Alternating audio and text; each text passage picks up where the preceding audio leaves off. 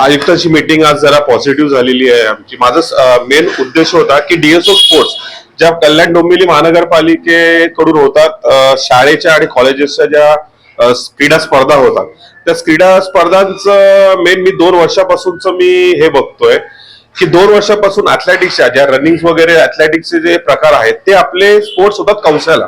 म्हणजे कौशाला म्हणजे ते ठाणे कॉर्पोरेशन मध्ये कौशाचं एक ऍथलेटिक्स स्टेडियम आहे, तिकडे होतं. माझं म्हणणं आहे की आपलं कल्याण डोंबिवली कॉर्पोरेशन एवढं मोठं असताना टिटवाळ्यापासून जी मुलं येतात कल्याण डोंबिवली सगळी, त्यांना मुंब्र्याला जाऊन तिकडनं रिक्षा करून कौशाला जायचंय. आता आपण बघितलं की कौशाला एवढा मोठा इन्सिडेंट, आपला मुंब्र्याला एवढा मोठा इन्सिडेंट झाला की लोक तिथनं ट्रेन मधनं पडून मृत्युमुखी पडले. तर या छोट्या मुलांची ट्रेन मध्ये येण्याचं काय झालं तर त्याची जबाबदारी कोण?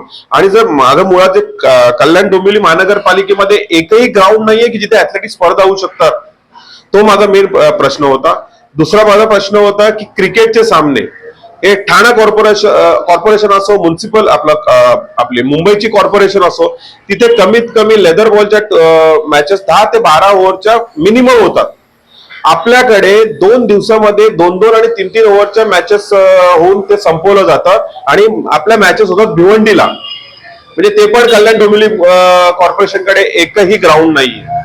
तिसरं म्हणणं माझं असं आहे की फुटबॉलचे मॅचेस हे गेल्या वर्षी टिटवाळ्याच्या पुढे एक गाव आहे तिकडे झाल्या होत्या, म्हणजे ते पण आपल्या कॉर्पोरेशन मध्ये नाहीये.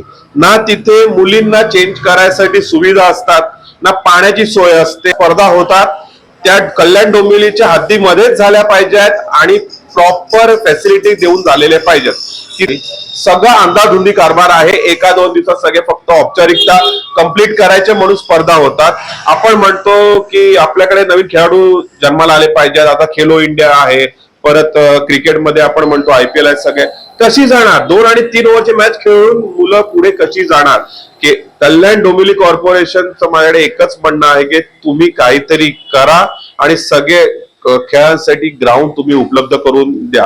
आयुक्तांशी आज भेट झाली. आयुक्तांनी मला सांगितलं की पर्सनली मी याच्यात लक्ष देईन. आता बघूया. मी होपफुल आहे, खूप पॉझिटिव्ह वाटलं. मी होपफुल आहे आयुक्तांबरोबर, अभिनव गोयल साहेबांबद्दल. त्यांनी जे उत्तर दिलं की मला वाटतं पॉझिटिव्ह चेंजेस येतील.